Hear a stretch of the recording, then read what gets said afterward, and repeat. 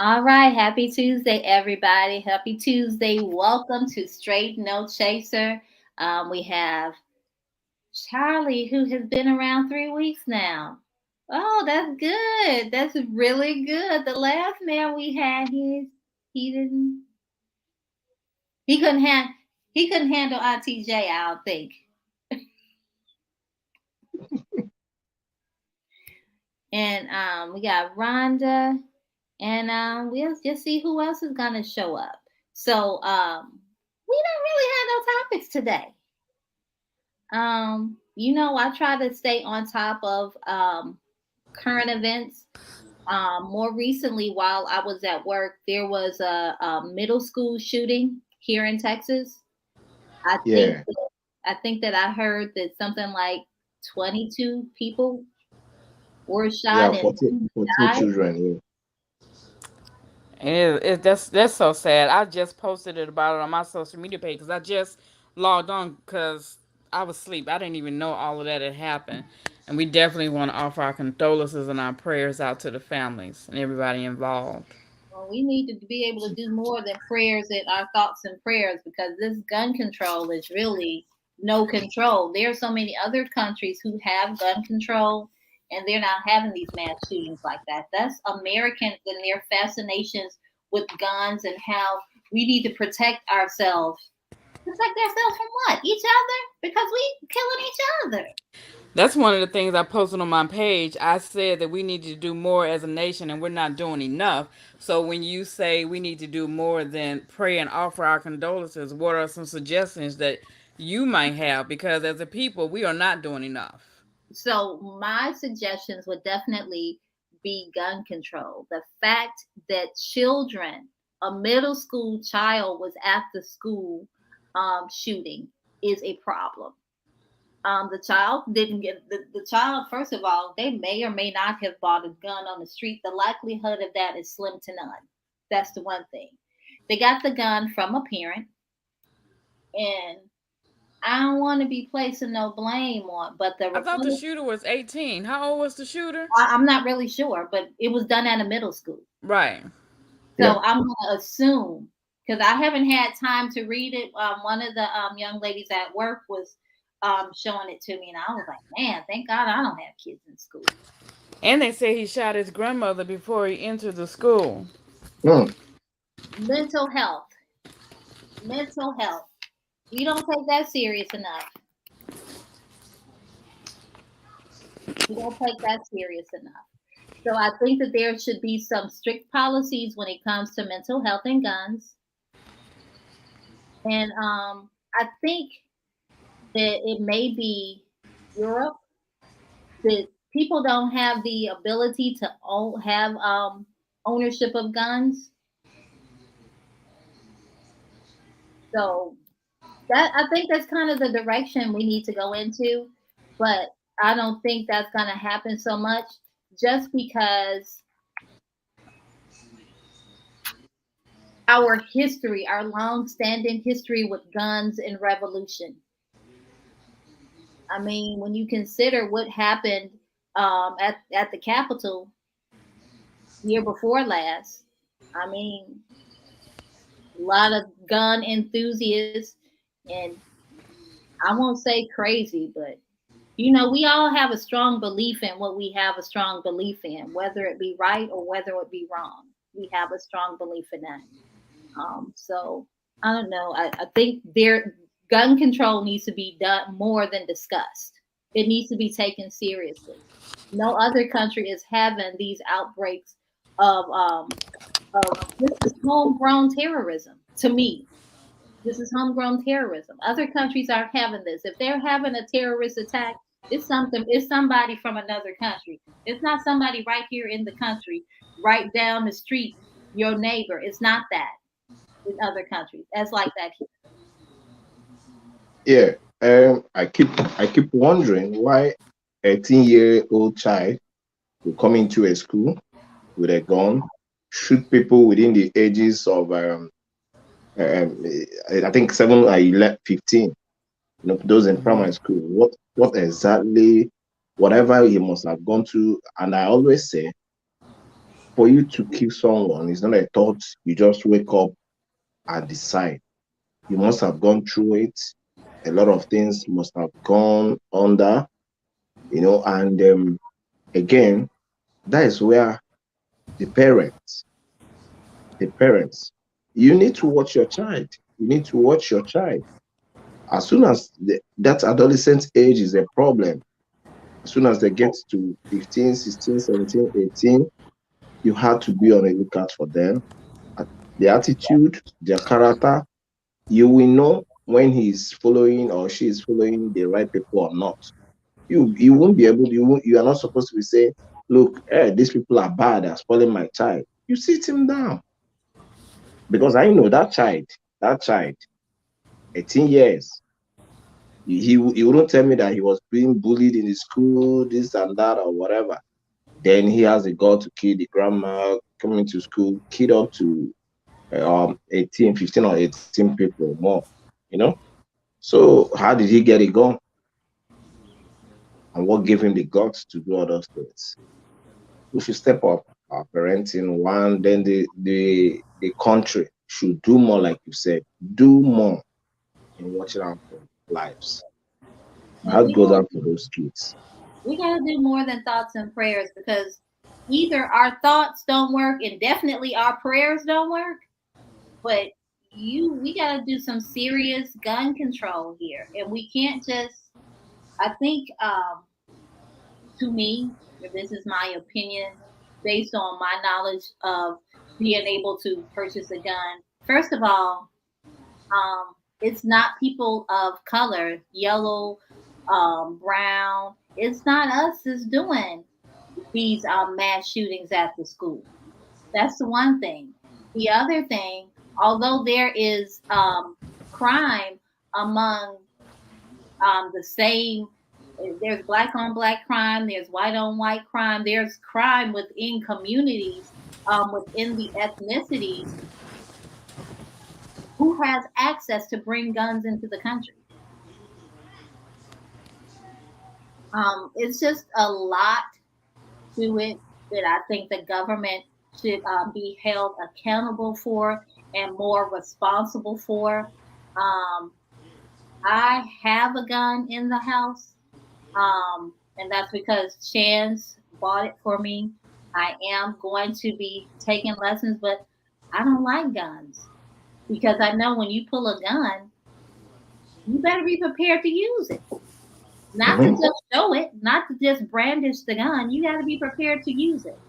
Period. mm-hmm, And I don't know that I will be prepared to use it. Maybe in a life or death situation, but you don't know a life or death situation, right?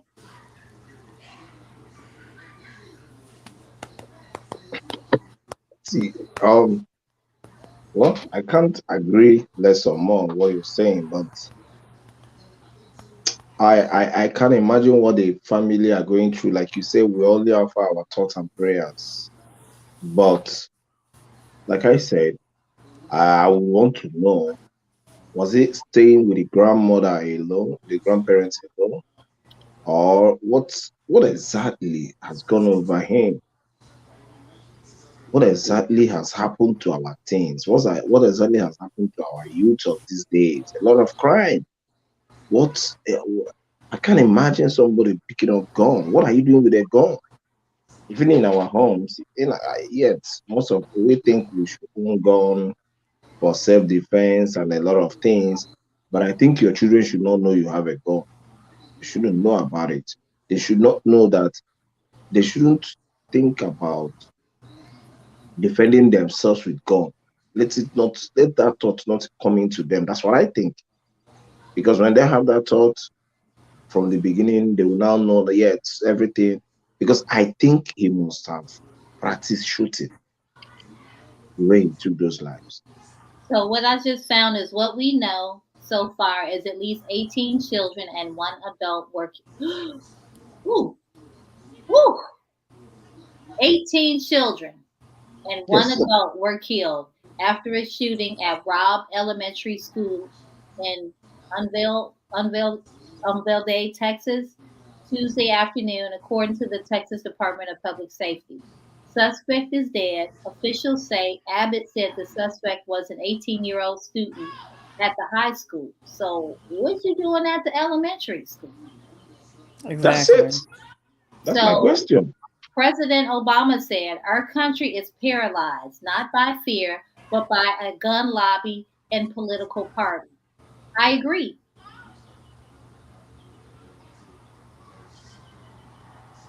Then there's his full statement. Biden says it's time to act. Where in God's name is our backbone? It's in the Republican pocket. I'm sick and Democrats are responsible too. This okay. is I don't think it's a certain party. Democrats we're all responsible to get it So done. I'm not. So we are. I agree. We're all responsible to get it done. But at this point, the Republicans are really fighting the fact to about these gun mandates because the people that are voting for them don't want gun mandates, and they know if they pull these gun mandates, then these are going to be less votes for them. So it is definitely political when it comes to it. And the thing about it is, this is a my best example.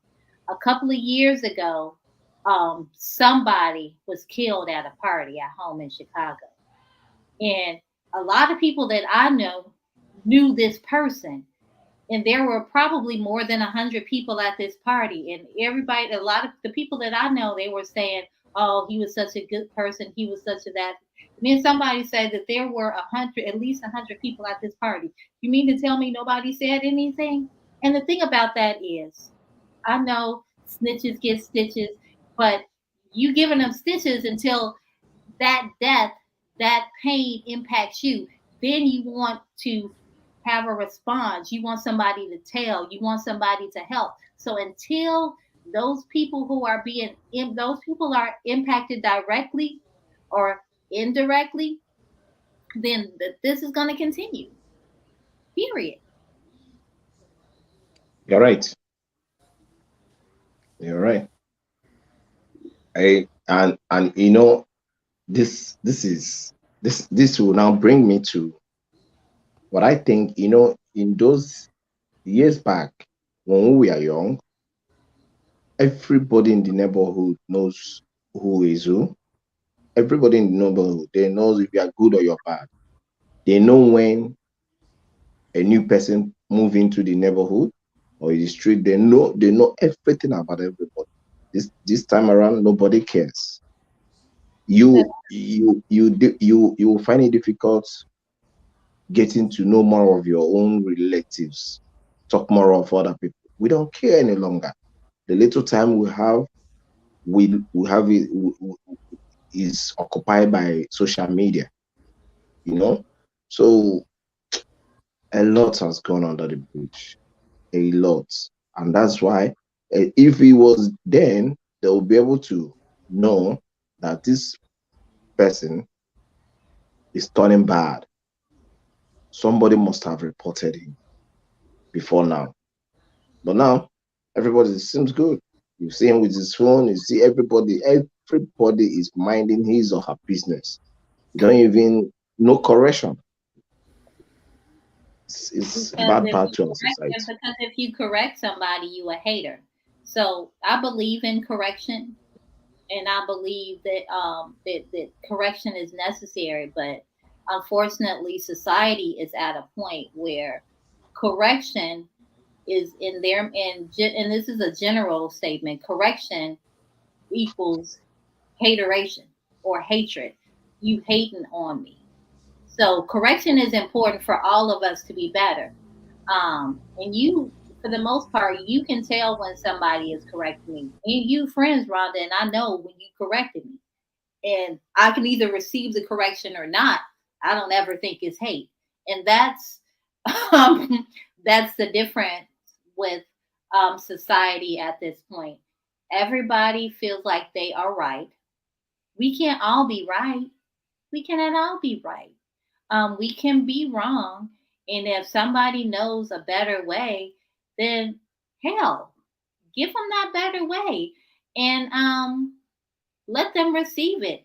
Maybe they don't receive it right away, but maybe they take it in to think about fit, try it on, see how it fits. Okay,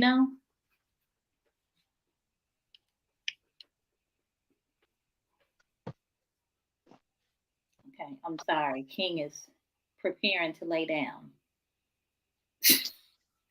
Honestly, honestly, I and it's kind of relating to what we talked about last week. I think so. Some some people, I think a week before last, some of these children will bring them, will bring them to the world, will bring them out. We have these children when we are not ready to culture and nurture them, when we are not ready to tell them what is right or wrong. You see, that's why I always prefer you get matured before you have a baby, so that you can be able to know that you can take care of that child. Taking care of the child is not paying the fees and giving what he wants. You need to start, you need to bring out time to look at him. You need to bring out time to know when, even when somebody never told you about him, you should know that this child is doing something right or wrong. You sit him down and talk to him. So most times when you see when you see a young girl, a young boy, let me say a young girl have a child, and you're not ready to take care of that, be responsible of that child.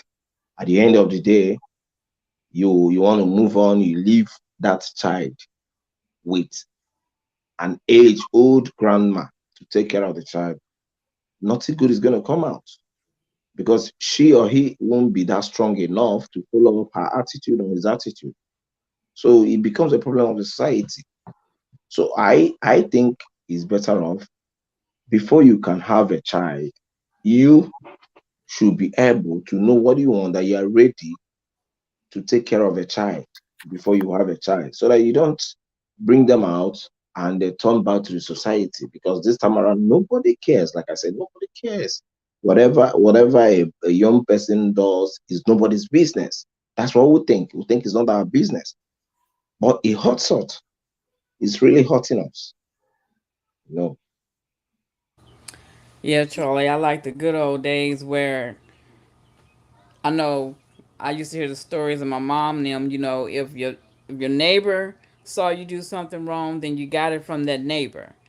And for us growing up, if we did anything, by the time we got home, somebody had already called my mom or my grandmother. They already know. So we was already in trouble. You know what I mean?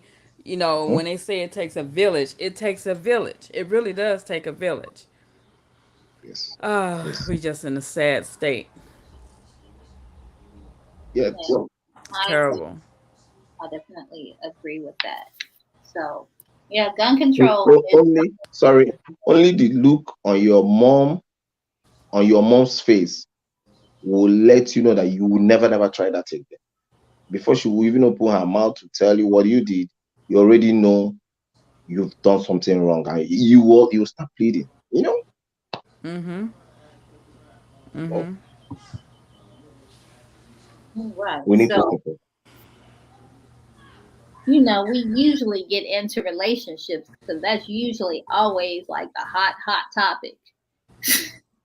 Because relationships are not just about romantic relationships or culminations, they're also about how you relate to yourself. And the more you relate to yourself and deal with your own personal things, that allows you better capable of operating in business relationships, in romantic relationships, even relationships within your family, because family relationships, um, that's your first relationship.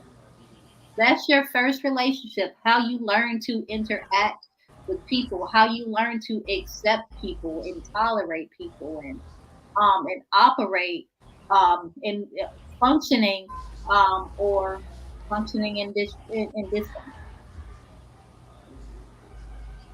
True. Yeah, family is number one.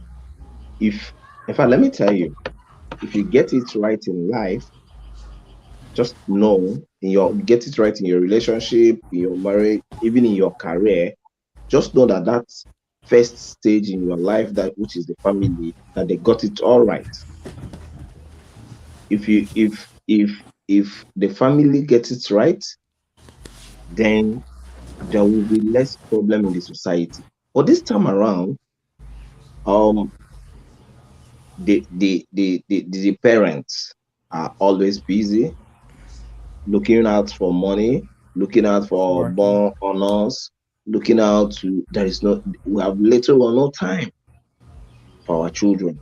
Now, especially there is social media soon, you can reach them, are you there? What have you do this, do this. You think we are communicating with them on phone, but it brings me to a question. At what age should one get married to have a baby? And so there's not a lot of, I mean, because we are from two different countries and different cultures, and what we learn, what we know and what we see are different based on cultural education, what you learned. A lot of times, I would say, um, and I talk about this all the time, and I cannot find that documentary anymore. It was in the 1980s where 60 Minutes spent a whole hour talking about single black mothers. And it was in the 80s sometime, and that's when single motherhood was really on the rise. It was like a badge of honor to be a single mother. And now it's like a badge of honor to be a baby mama. Now, I don't like that. That's disrespectful to me. But that's what the culture speaks to, unfortunately. Um, and because of where you're from, Charlie, I think your culture is more developed or more created upon family because I just assume just based on the people from Africa that I interact with, they are really really connected to each other, mothers and husbands and aunties. Everybody is really connected. Where here, there in a lot of families, there is not that level of connectiveness. You're right, but I don't also believe that it's only in Africa that families are connected like that. I think There, it's I mean, everywhere. there are other countries, but in other cultures, but I think in this country, and this is just general, um, we about getting ours. When you, I raise my children, and I never raised my children just mine and no more because my house was always full of other people's kids. But everybody's parents were not like that. My house was always full of kids. If I took my three to the movies, if I can fit another two or three in the car, and their parents was letting them go, or their parents were at work, they were going with me, and we just don't have that same spirit of community. Well, like I know family is everything, yet in Africa we respect family. You can't do anything. In fact, we so much believe in extended family. Yeah, but I still believe America cultures you respect families. That's why you have a family reunion and things like that. But let me tell you, the problem is also in Africa now. This social media, this phone thing is causing a lot of problem now. Because you ask, what's the point of going to see this person when I can just put a call? Hi, how are you? But you see that you find it difficult. You'll be having in mind to call someone.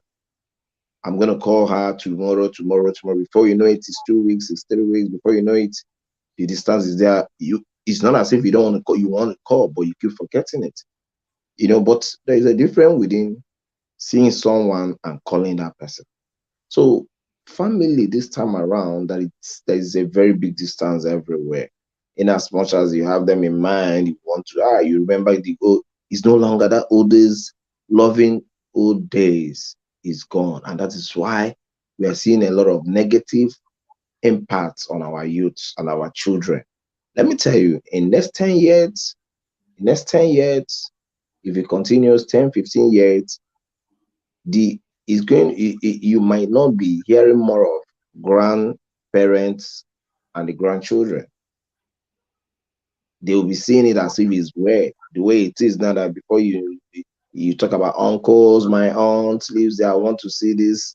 I'm telling you that it's going to, before you know it, it's going to close down. So we have to do more to let the children know about their parent, about the family, because like Rhonda said, it takes a village to train a child. It doesn't mean it's everybody in the street. It means everybody, all good hands on deck. So, and when there is that relationship in the family, and they will be able to mold that child.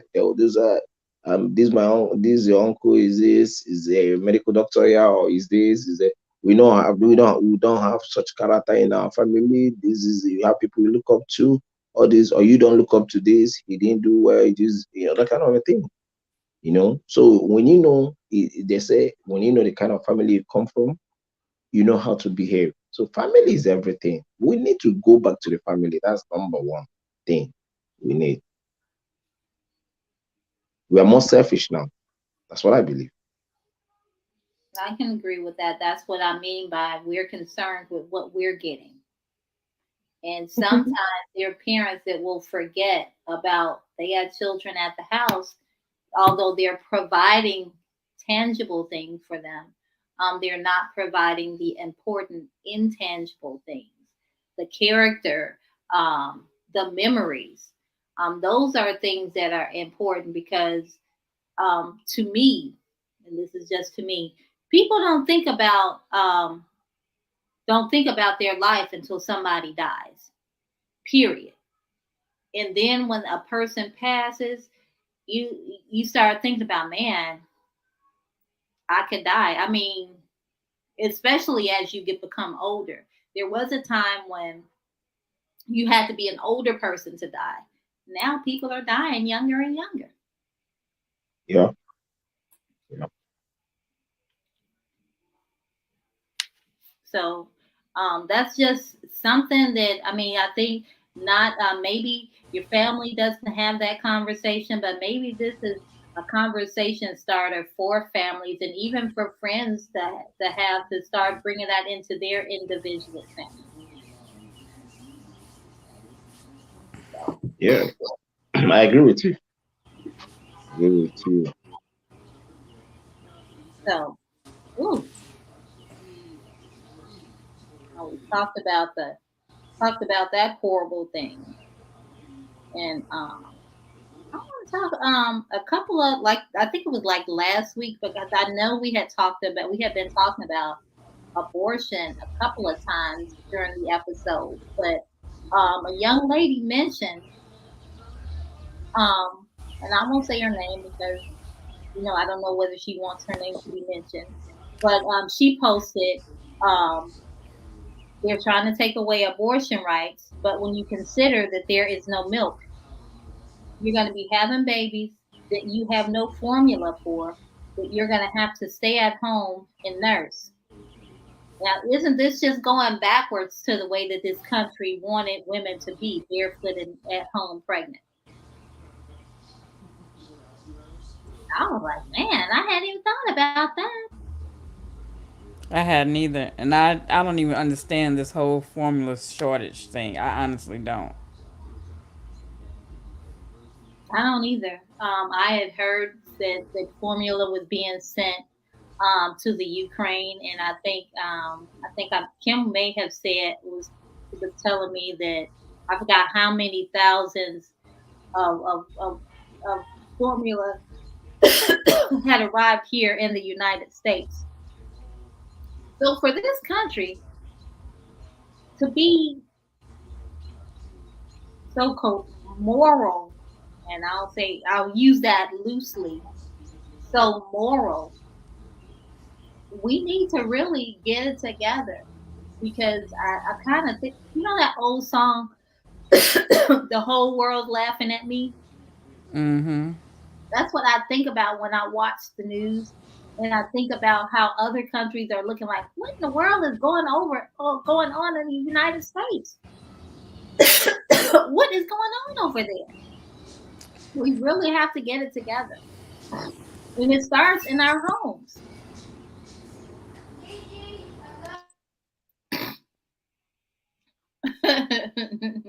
Somebody got to be grandma at the moment.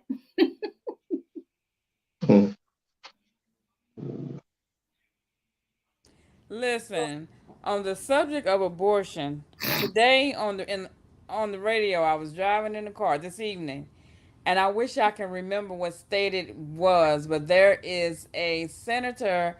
His proposal is, it's not funny, is that since they are, trying to tell a woman what to do with her body as far as abortion and banning abortions. And this particular state, they were banning abortions from conception, right?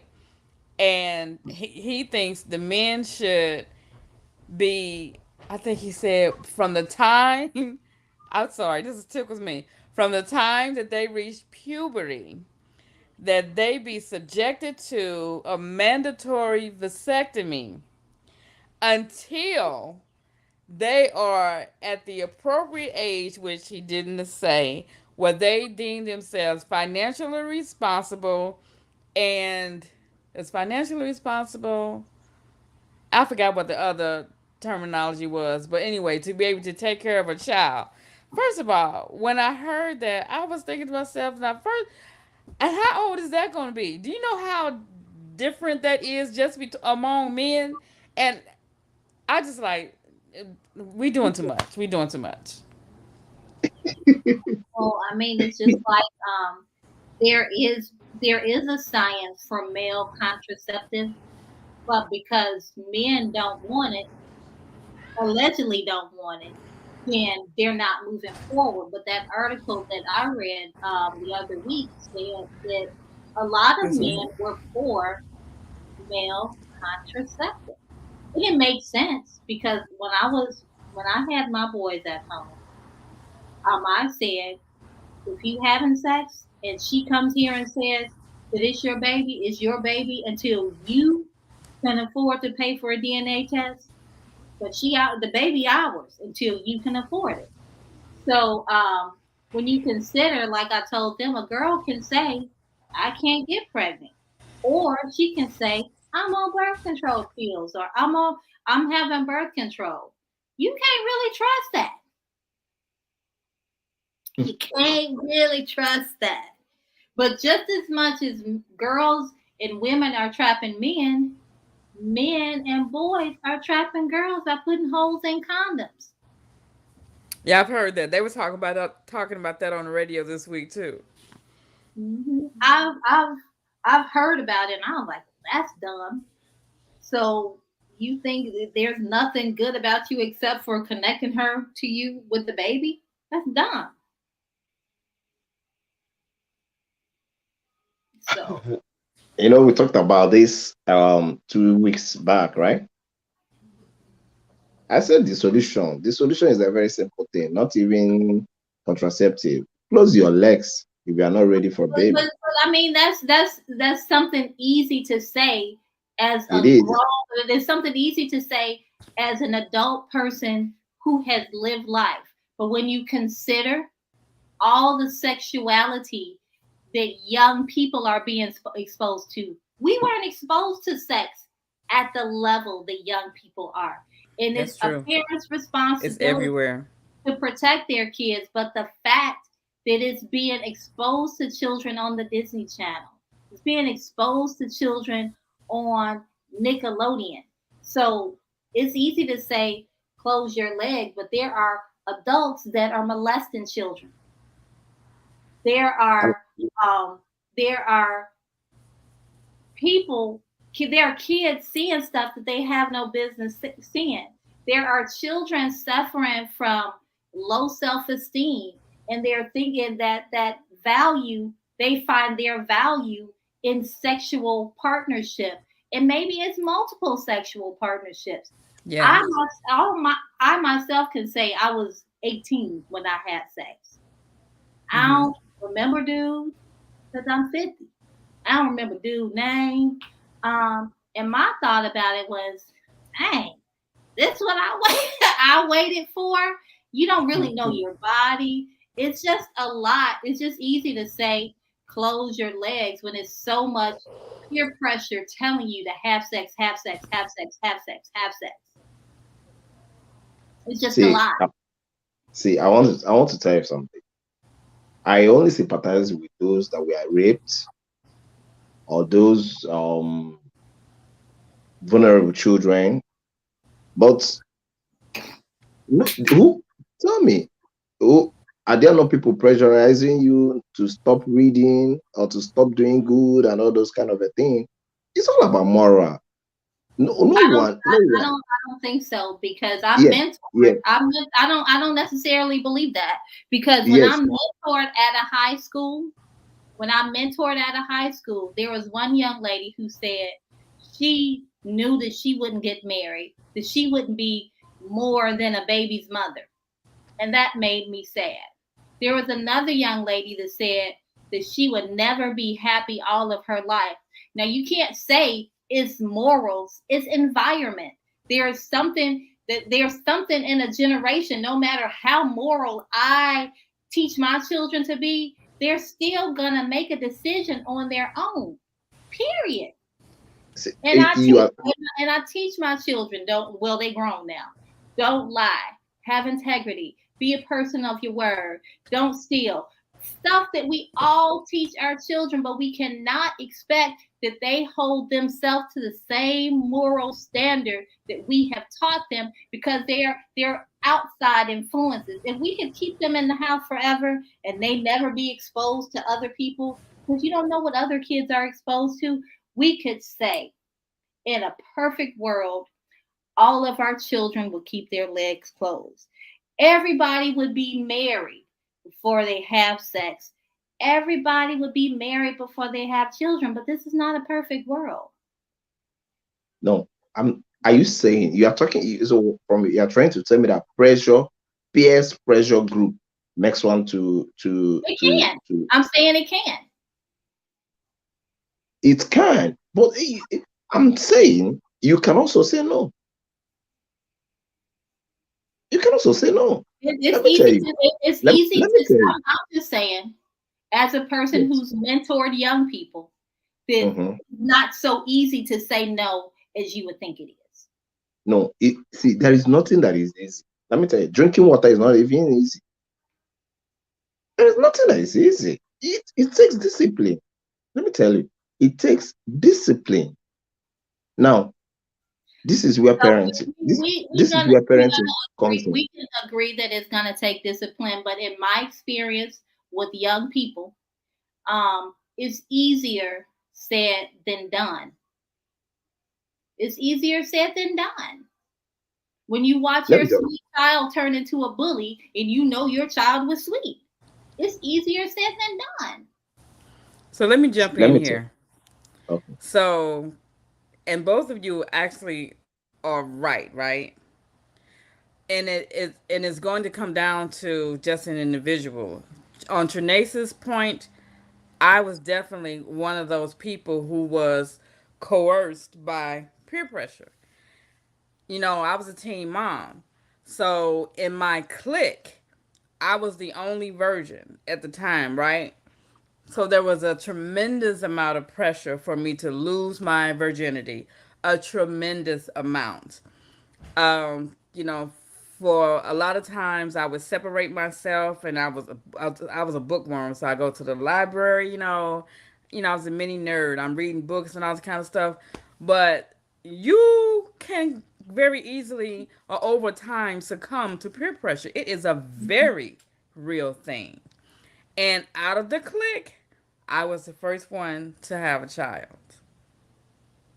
So the other thing about peer pressure is different now than it was before because we were only pressured by those that were around us. Now you got the World Wide Web, people and posting stuff about a young person. I don't know who was telling me about, or where I heard that a person told this young guy to send a picture of himself, send some pictures of himself. And he sent the pictures of himself. And then the person who asked him to do that started blackmailing this kid and say, send me this money or I'm going to send these pictures. And he sent the money to prevent the pictures from being sent. So that person came back to say, give me some more money. He didn't have any more money to give. He didn't want these pictures out. So he killed himself. Oh my He was God. pressured to send those pictures. And then he was pressured by what he thought other people were going to think because he was too ashamed to go to his parent and say, look, this is going on. So peer pressure is definitely different now than it was when we were growing up. Yeah. Okay, I was going to say something.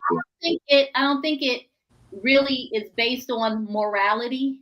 I think it's based on esteem, how you esteem yourself, how you value yourself, what your worth is. And sometimes when we are at our lowest points, we're easy to be manipulated, no matter how moral we are. Trinace, out of curiosity, was that person charged with his suicide? I don't know because I don't even remember who told me or how I even heard that. Okay. But it was very upsetting.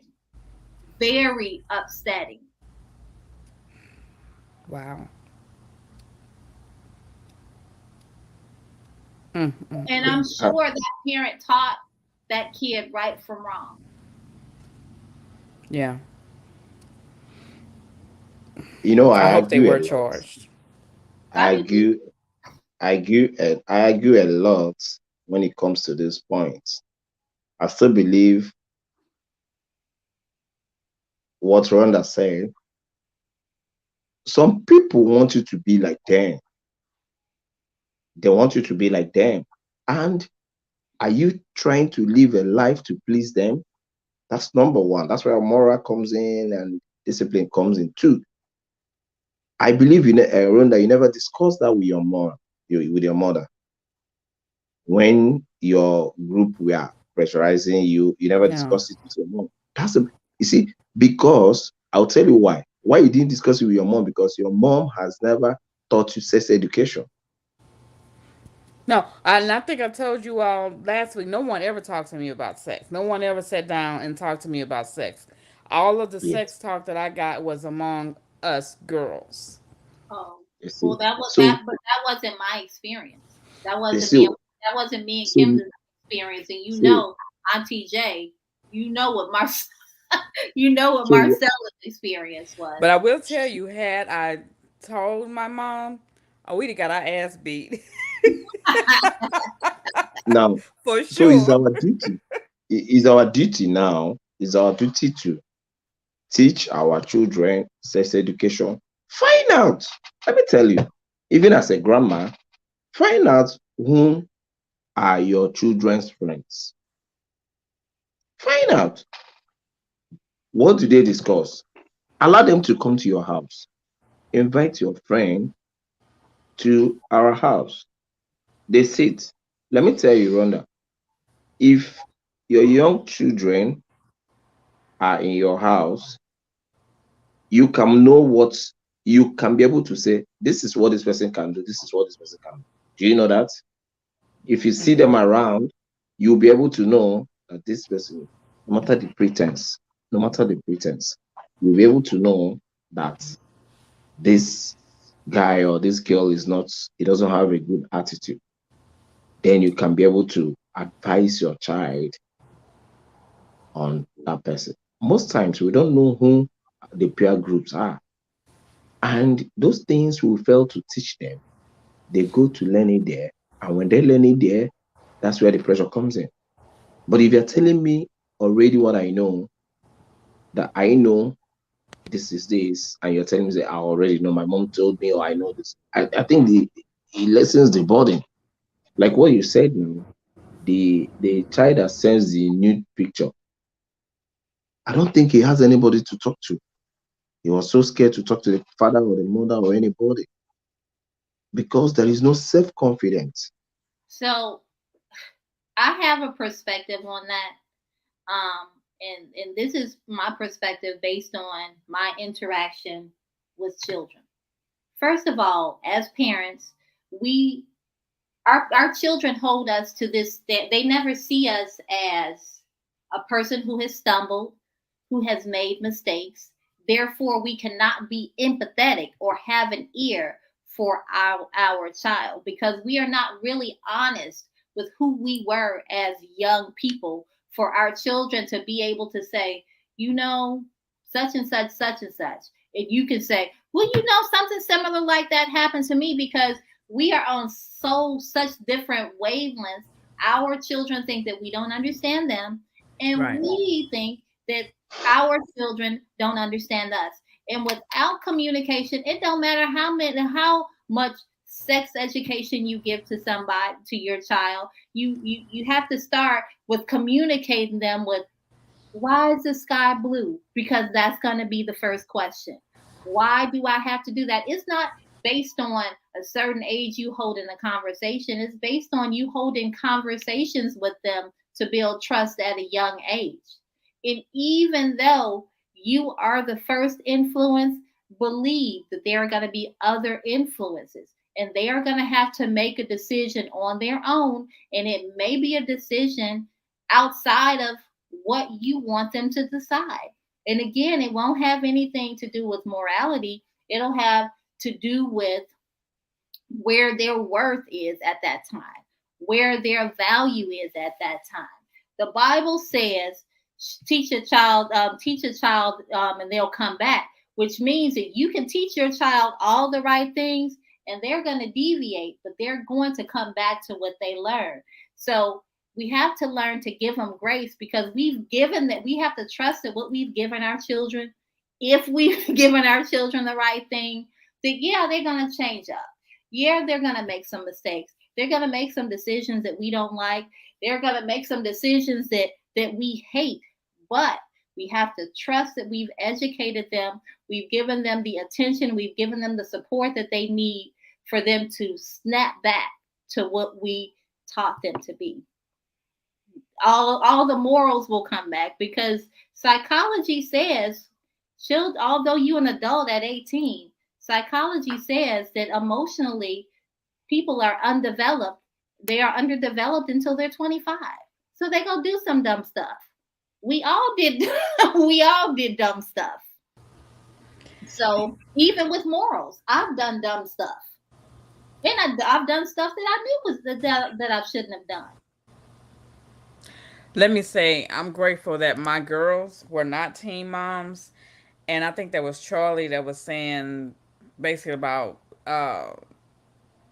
your kids talking to you and all that kind of stuff, being able to come to you.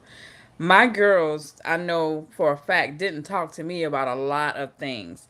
But my cousin, which is their godmom, Shantae, she was very involved with them. And if they felt that they couldn't talk to me about something, they would go to her and they knew that they can go to her and she wouldn't come back to me. And I trusted her, you understand, to handle whatever it is they felt like that they couldn't talk to me about, right? Now, with this boy child of mine, he tells me more than I want to know, okay? Well, he's very open. Yes, yes, that's the boy child. Something else. So You know why? oh, I'm sorry. You You're know gonna why? say I thought that's the only. In fact, every time it's. I think the male child is closer to the mom, and the females are more closer to their dad or wherever, or to their aunties. So now this is exactly what we said have an issue about family. You see, because they have an auntie who they can talk to. No matter how you try to get open to them, he helped them, he molded their life. See, that's family. That's family. You know, we need to bring them close. We need to give them confidence. We need to gossip with them. We need to, like she said earlier, we need to tell them the truth about ourselves so that they will know when we are growing up we are not saints. One man was telling the child, when I was in primary school, I always take first position, first position, first position. The one day they were cleaning up the house, they saw his results. Everything was failed. The man was always at the back of the class. His result. So the child now asked, Daddy, what name did you answer in primary school? The man said, I saw a result of yours. This is what happened. The man couldn't say any other thing. So are you telling me that child is going to be trusting that man anymore? No. So we need to tell them the truth. Yeah, I made a mistake when I was at your age. I wouldn't want you to do that mistake just because it's not because I made a mistake, just because this nobody was there for me, or I didn't listen to my parents, or because of this. So you have to move with these people, bring her back. Every time we bring them back, it's not all about corrections. We can bring them back, talk about what is happening in society, discuss, try to learn from them. Tell me, because what they say today is, hey, mom, hey, dad, uncle, you don't understand. This is not your time. The time we are in now, that your time. No, no. Ask them. When they finish talking, you listen to them. Let us just be good listeners. When we listen to them, you don't tell them there's no difference. You need to keep your heads up and wait for the right time. You know. Yeah, well. Yeah. I had that discussion with my sons and my daughter, and I told them girls who sleep around and boys who sleep around, they get the same label. Period. Period. Boys are no better than girls. If you're doing the Yeah. same thing, you the exact same thing. So it's all about how you are able to influence them. And your influence sometimes may seem like it's not there. It may seem like that it's not there when you see some of the decisions that they make, but it's there, and they think about it, and they try on their own to correct it back to what you taught them. But again, it goes back to choice, because as moral as we think we are, the Bible says that we're gonna do decisions.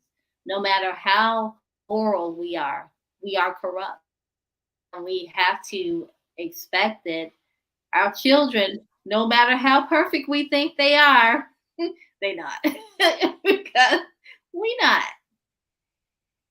We need to teach them to be patient. As soon as they get to 17, 18, tell them to be patient. They are going to see this is something you're going to enjoy all the rest of your life. Be patient. Be We can't teach patient. them to be. We can't teach them to be patient if we're not patient. The thing that I've always said is, as a human being raising little human beings, I can't tell my child to not smoke if I smoke. I can't tell my child not to get a tattoo if I got a tattoo. We can't Yeah. really tell a child or a person that we influence not to do something if that's Mhm. something that we are doing without giving a valid reasoning or conversation as to why you should not do that. We'll go back to Mhm. sex. You can't say don't have sex because of a baby. You got to talk about the real thing, real reason about not having sex, because of the Yes. emotions that can be. First of all, you a young person, and as an adult, adults have issues controlling their emotions with sex. So imagine a young person with undeveloped emotions, how that impacts their life, their choices. So you have to be real with young people. That's why it has nothing to do with the baby, because yes, you can have a baby, and guess what? You can have a disease that you can never get rid of. But the other part of that is the emotion, the chemicals that happen when you have sex, and how that affects your process afterwards. So you can tell them keep their legs closed all you want to, but if they don't have an understanding why they need to keep their legs closed, it's not gonna really happen. It's not gonna really happen because you want to know why. Why I gotta keep my legs closed? I want to keep them open. I want to see. I want to know. That's curiosity. Mhm. Then we become the teacher, because I think it's more difficult in bringing them up than having them. It's very easy to have them. Within 1 minute, 1 second is in there, but it takes a lifetime to bring them up. So you have to close your legs until you are ready. Well, you don't know when you're ready. We don't know when we're ready. We don't know. We No, don't know. I no, mean, I know.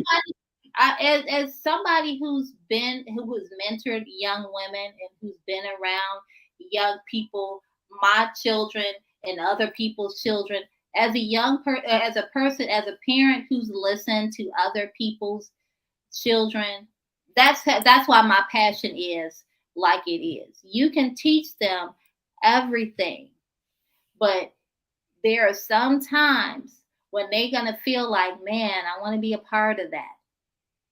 I want to be a part of that. And everybody wants to belong. That's human. That's a part of being human. God created us. He created Adam and Eve and he created Eve because Adam was not supposed to be alone. So we want Mhm. to belong.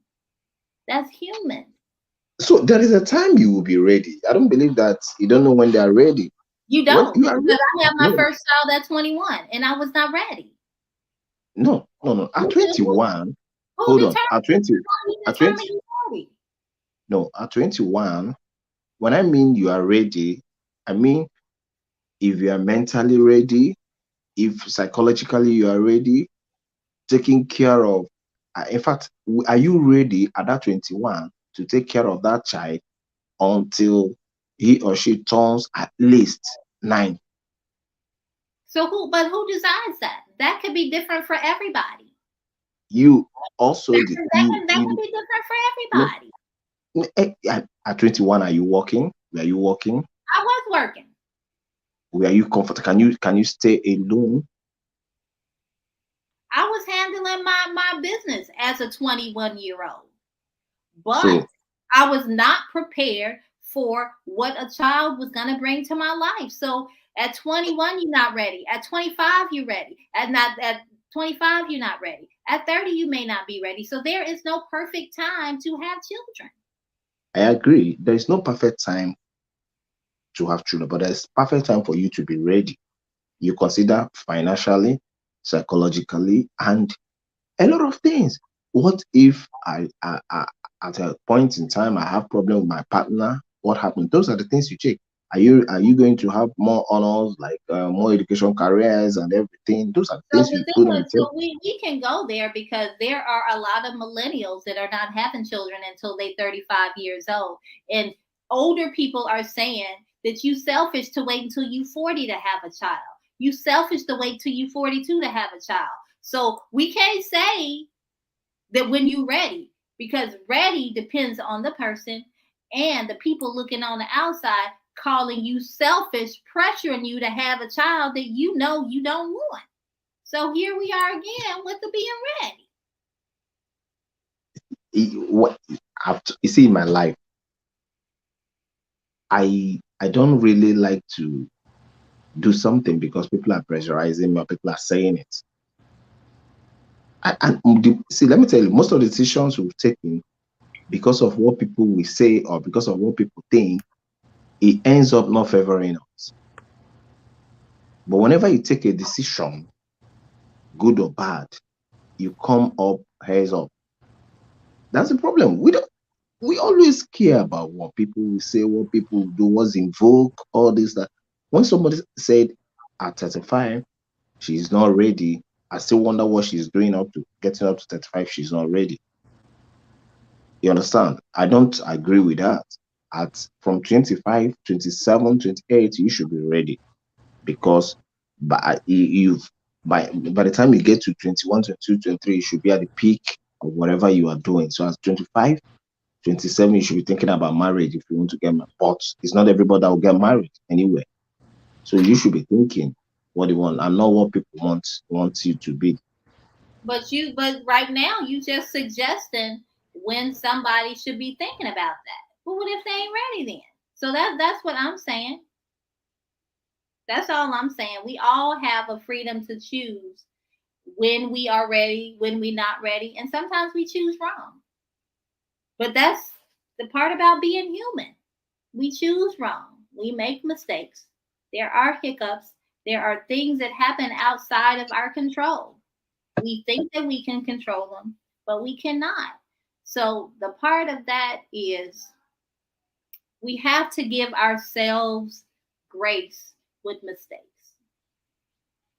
We have to give ourselves grace, and we have to give others grace, because no matter how moral we are, the Bible says that we are morally corrupt. And we're not going to always, there's going to always be something wrong that we do. So, with that, I mean, that's just my perspective. That's just my opinion. And we just got to work on being better and better human beings every day. Because some days you're going to be a better human than other days. And True. that can even change from moment to moment. No. Man, it's been an hour already. Yeah. This was good, y'all. This was good, and I didn't have no topics. I'm sorry. I've been working on this book. I'm trying to get it done within the next 14 days so I can move on to my other 2 book projects. So I'm sorry. I'll do better next week. Yeah. I will do better next week. It's just that I'm just in a mindset to work and get and provide influence to young women and young girls, to set them up for them to make better choices for themselves. Not necessarily make choices for other people, but make better choices for themselves. Because I can only speak about women of color because I'm a woman of color. But so many times we are doing self-sacrificing to prove that we are worthy of anything, because I'm sacrificing. But we it's okay to say no. It's okay to choose you. So these are things that I'm working on, because I've learned that it's okay to be me. It's okay to choose me. And that's what's important. So Very true. as we end, how can everybody find you guys on social media? Simple. Charlie, Papi, Charlie. That's all. I'm okay with it. On Facebook, because I have multiple Facebook pages. But let me say really quick that the TME podcast has relaunched. Please follow my podcast page. I am doing a series called the Incredible Woman series, and it's been very good. So please follow that page. On Instagram, I am the McAllister Enterprise, and on Twitter and Pinterest, I am TME LLC. Share me the what's it called? Give me the page so Okay. that I can follow you. Yeah, it's TME podcast relaunch. I'll share. I'll send it to you, Charlie. So I am One Authentic Woman everywhere: Facebook, Instagram, Twitter, and TikTok. And I'm gonna start doing some TikTok probably I'm this waiting week. on them TikTok videos. I'm on TikTok too. TME And LLC. and And you Charlie, you hardly respond to Facebook. huh? Yeah, I mean her because maybe because of the book she's writing. Yeah, I follow you on TikTok. Yes. She hardly respond on Facebook. Oh, yeah. I'm sorry. The past couple of nights I've been working, and then I look, I say, "Oh my God, it's 10:30. I better go to this. 12:30. I got to go to sleep. I got to go to work." So that's how I've been working. So that's how I know, it's coming together right now. Excellent. So I'm sorry, I'm not responding. I see you. I'm sorry. I'm just trying to get it done, because this one that I'm working on right now is time management for a queen, learning to live in the moment. So, you know, I'm just trying to get some stuff, some good stuff out for women and young girls have some to have some personal development, to have some self improvement, because I'm working on my personal development and self-improvement every day. Period. So, more grace. right, that part. So until next time, same bad time, same bad channel. I don't know who's gonna be here. Good night, everybody. See you guys. See at the top. All right. Bye-bye. Good morning from here. Right. Good morning, Charlie. I wish to speak to Rhonda one day.